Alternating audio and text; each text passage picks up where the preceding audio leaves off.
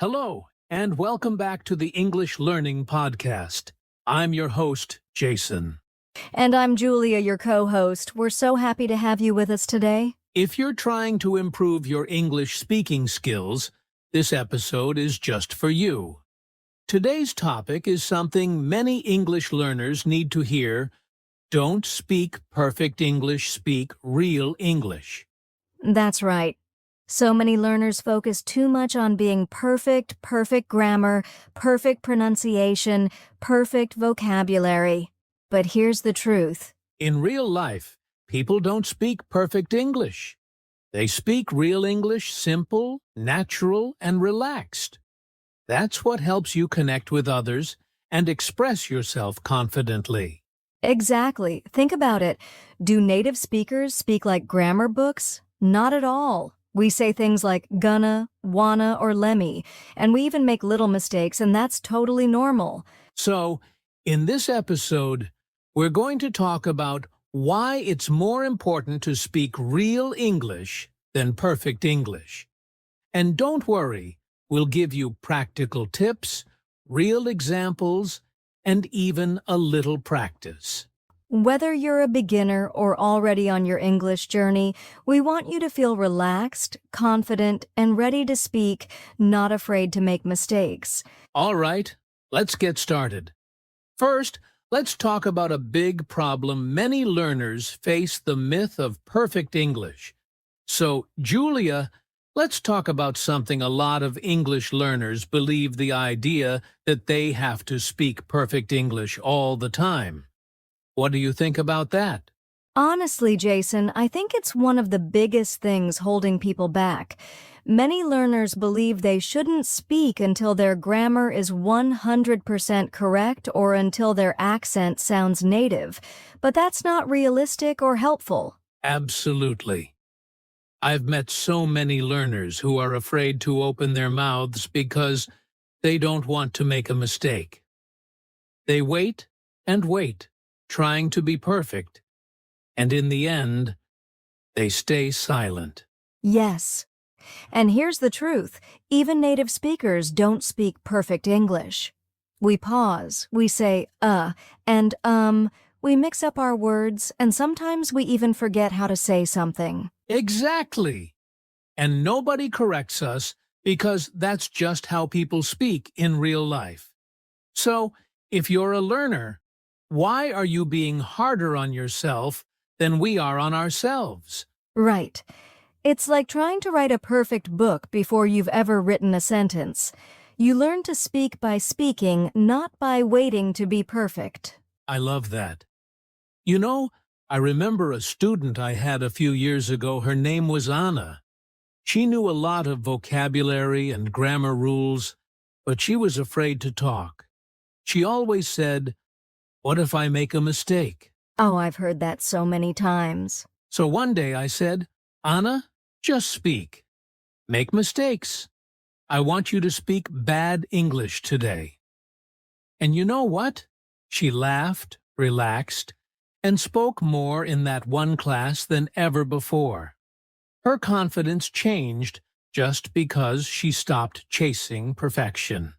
That's beautiful, and it's true. When you stop focusing on perfection, your real learning begins. You get more comfortable, and that comfort leads to better fluency over time. Another problem is that some learners think native speakers will judge them for mistakes. But guess what? Most people will respect you more for trying, especially if English isn't your first language. Yes, most English speakers are kind and patient. We don't expect you to speak like a professor. We just want to understand you and have a conversation. So here's a simple truth. Making mistakes is not a sign of weakness. It's a sign that you're learning. And the more you practice, the more natural your English will become. I agree 100%. So, if you're listening to this and feeling nervous about speaking, stop waiting to be perfect. Speak now. Speak often. Speak with joy. Well said, Julia. All right. Now that we've busted the myth of perfect English, let's talk about what real English actually means and why it's what you should aim for. All right, Jason, we've talked about why perfect English isn't necessary. Now let's dig into this question. What exactly is real English? Great question, Julia. Real English is the kind of English people actually speak in daily life. It's not always formal. It's not always grammatically perfect, but it's natural, relaxed, and clear. Right.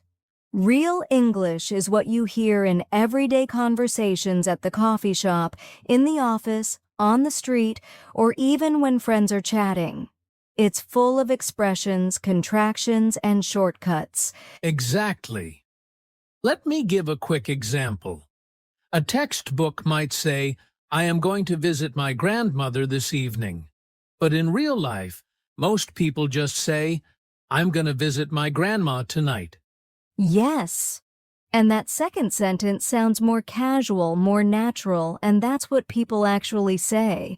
Real English is full of phrases like gonna, wanna, lemme, gotta, and so on. Also, real English often includes small words that don't mean much, like, like, or kind of. They help make speech flow more naturally. And it's not just words. Real English includes how we say things.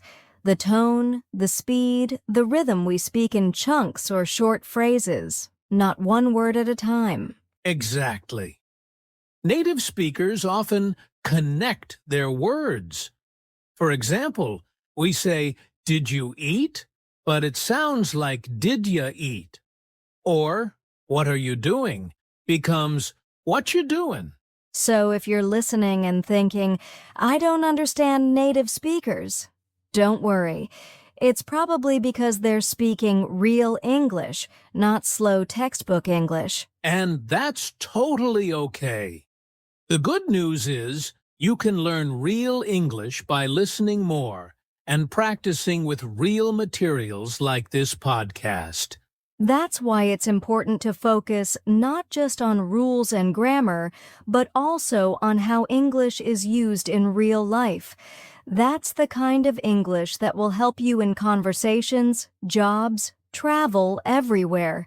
So remember, real English equals natural English. It's simple, clear, and confident, not perfect or fancy. All right, so now that we know what real English is, let's compare it to textbook English and talk about how to spot the difference. Okay, so now let's look at a very common question English learners have.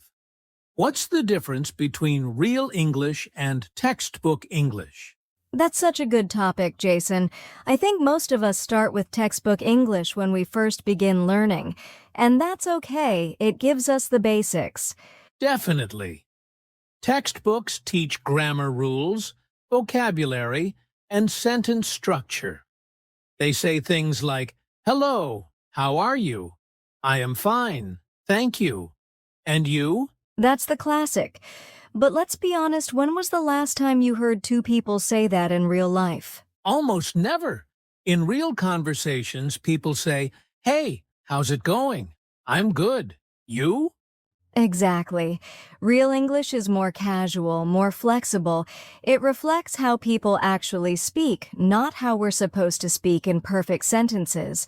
Also, textbook English usually doesn't teach idioms, slang, or natural expressions.